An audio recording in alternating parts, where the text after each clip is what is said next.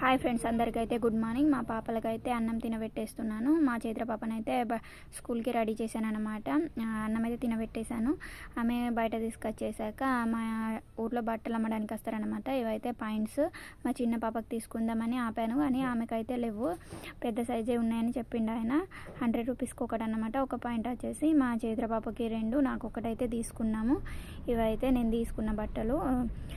మా చిన్న పాపకి తీసుకుందామంటే ఆయన లేవన్నాడు. ఒక గంట సేపు నేను స్నానం ముగించేసి ఇక్కడైతే మిక్చర్ ప్రిపేర్ చేస్తున్నాను. మా షాప్లో ఇదంతా ప్రిపేర్ చేయడానికి నాకు ఒక గంట అయితే పట్టింది.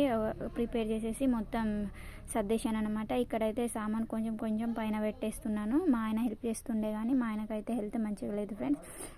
చెప్పాను కదా, మా ఆయనకి హెల్త్ మంచిగా లేదని. మొత్తం అయితే సర్దేశాను. ఇక్కడ ఒక గంట తర్వాత ఒక 11 o'clock అయితే నేను పకోడీ ప్రిపేర్ చేస్తాను. మా షాప్లో పకోడీ ప్రిపేర్ చేసి అయితే ఇక్కడ పెట్టేశాను. చూడండి ఫ్రెండ్స్, వీడియో నచ్చితే లైక్